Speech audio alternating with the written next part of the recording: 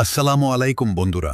আজকের ভিডিওতে আমরা জানব কিভাবে প্রাকৃতিকভাবে শরীরের শক্তি ও স্ট্যামিনা বাড়ানো যায়, যা আপনার সামগ্রিক স্বাস্থ্য ভালো রাখতে গুরুত্বপূর্ণ ভূমিকা রাখে। প্রথমেই বুঝে নেওয়া দরকার, যৌন শক্তি মানে শুধু একটি বিষয় নয়। এটি নির্ভর করে আপনার শারীরিক ফিটনেস, হরমোনের ভারসাম্য এবং মানসিক স্বাস্থ্যের উপর। বিশেষ করে টেস্টোস্টেরন হরমোন শরীরের শক্তি, আত্মবিশ্বাস ও স্ট্যামিনার সাথে সরাসরি সম্পর্কিত। এখন আসি কিভাবে এই শক্তি প্রাকৃতিকভাবে বাড়ানো যায়। প্রথমত, নিয়মিত ব্যায়াম অত্যন্ত জরুরি।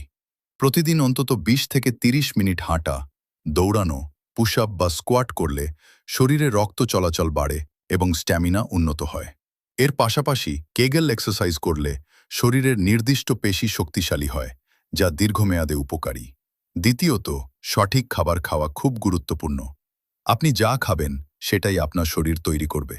প্রতিদিনের খাদ্য তালিকায় ডিম, মাছ, দুধ, বাদাম, কলা, খেজুর এবং শাকসবজি রাখুন। এগুলো শরীরকে প্রয়োজনীয় ভিটামিন ও মিনারেল সরবরাহ করে এবং শক্তি বাড়াতে সাহায্য করে। তৃতীয়ত, পর্যাপ্ত ঘুম নিশ্চিত করুন। প্রতিদিন ৭ থেকে ৮ ঘন্টা ভালো ঘুম না হলে শরীর ঠিকভাবে কাজ করতে পারে না। ঘুম কম হলে হরমোনের ভারসাম্য নষ্ট হয় এবং ধীরে ধীরে দুর্বলতা দেখা দেয়। চতুর্থত, মানসিক চাপ কমাতে হবে। অতিরিক্ত স্ট্রেস শরীরের শক্তি কমিয়ে দেয় এবং স্বাভাবিক কর্মক্ষমতা নষ্ট করে।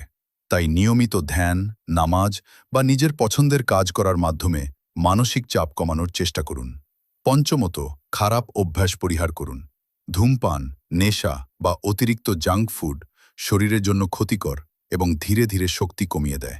সুস্থ থাকতে হলে এসব অভ্যাস থেকে দূরে থাকা জরুরি।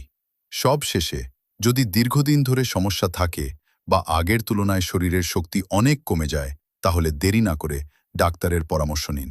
কারণ অনেক সময় এটি অন্য কোনো শারীরিক সমস্যার লক্ষণ হতে পারে। ভিডিওটি যদি আপনার উপকারে আসে, তাহলে লাইক, কমেন্ট এবং সাবস্ক্রাইব